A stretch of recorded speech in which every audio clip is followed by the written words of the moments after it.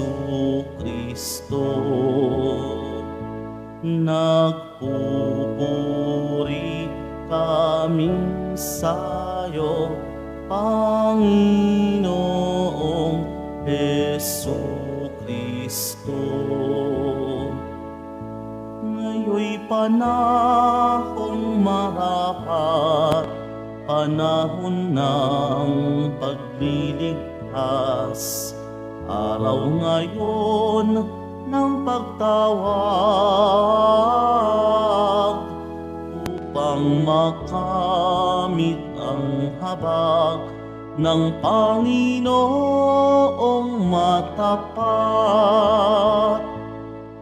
Nagpupuri kami sa'yo, Panginoong Jesucristo.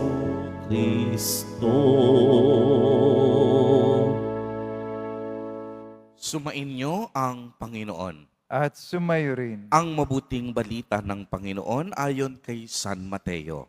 Papuri sa iyo, Panginoon. Noong panahong iyon, sinabi ni Jesus sa kaniyang mga alagad, "Narinig na ninyong sinabi, ibigin mo ang iyong kaibigan at kapuutan mo ang iyong kaaway. Ngunit ito naman ang sabi ko, ibigin ninyo ang inyong mga kaaway at idalangin ninyo ang mga umuusig sa inyo upang kayo'y maging tunay na anak ng inyong amang nasa langit, sapagkat pinasisikat niya ang araw sa masasama at sa mabubuti, at pinapapatak niya ang ulan sa mga banal at mga makasalanan. Kung ang mga umiibig sa inyo, ang siya lamang ninyong iibigin, ano pang gantimpala ang inyong hihintayin? Hindi ba't ginagawa rin ito ng mga publikano? At kung ang binabati lamang ninyo'y ang inyong mga kapatid, ano ang nagawa ninyong higit kaysa iba? Ginagawa rin iyon ng mga hintil. Kaya dapat kayong maging ganap, gaya ng inyong amang nasa langit." Ang mabuting balita ng Panginoon. Pinupuri ka namin, Panginoong Jesucristo. Magsipo muna ang lahat. Narinig po natin sa unang pagbasa ang paalala ni Moises sa mga Israelita na sundin ang tuntunin ng Diyos at dinggin ang kaniyang tinig. Ang pinakadakilang utos po ay ang utos ng pagmamahal. Ibigin ang Diyos at ibigin ang kapwa. Ang isang sukatan ng tunay na pagmamahal ay kapatawaran. Lagi ko po itong ibinabahagi. Madaling sabihin, pero mahirap gawin. Ang pagpapatawad. Mahirap, kahit gaano kahirap, ito ay posible.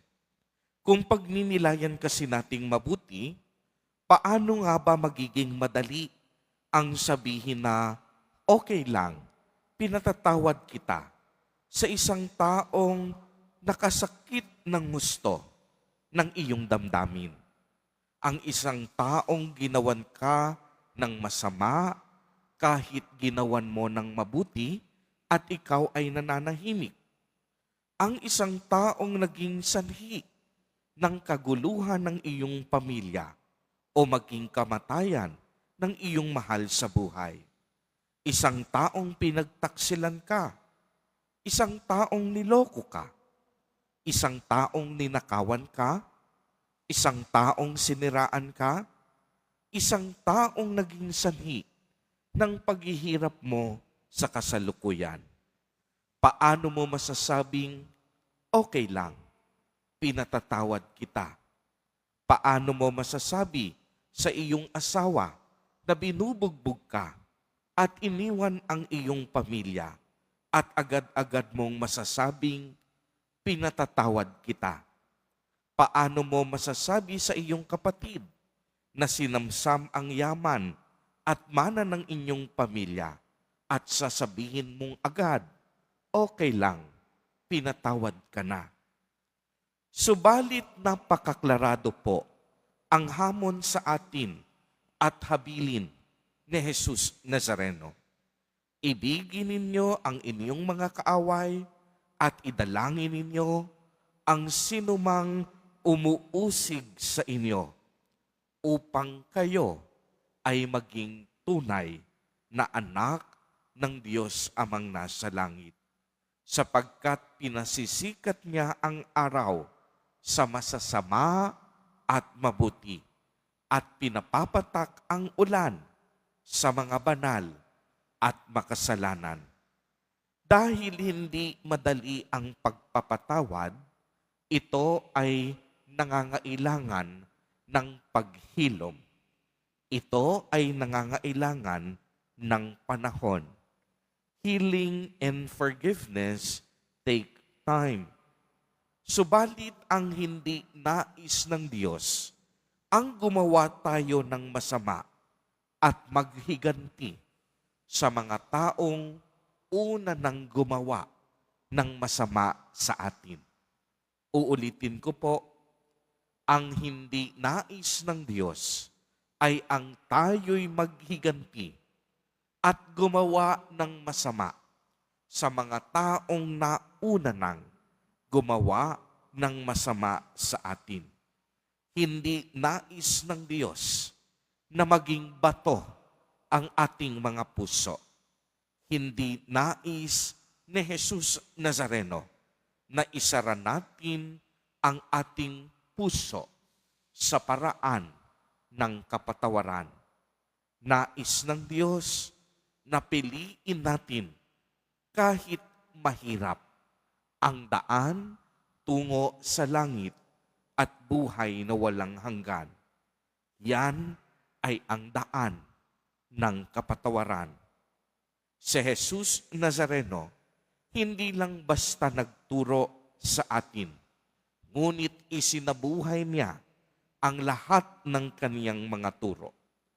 Ilang oras bago siya bawian ng buhay sa krus, inisip pa rin niya ang mga taong gumawa ng masama sa kanya, ang mga taong hindi siya tinanggap, ang mga taong nainggit sa kanya, at ang mga taong naging sanhi ng kaniyang kamatayan.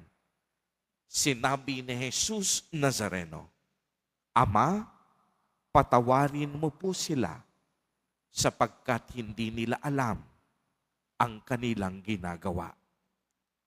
Mga kapatid kay Kristo, kapatawaran, isang malalim na pagbubukas ng puso. Ito ay para sa lahat, makasalanan, banal, at nagsisisi.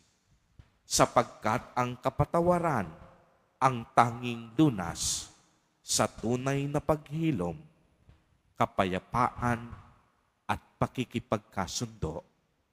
Amen.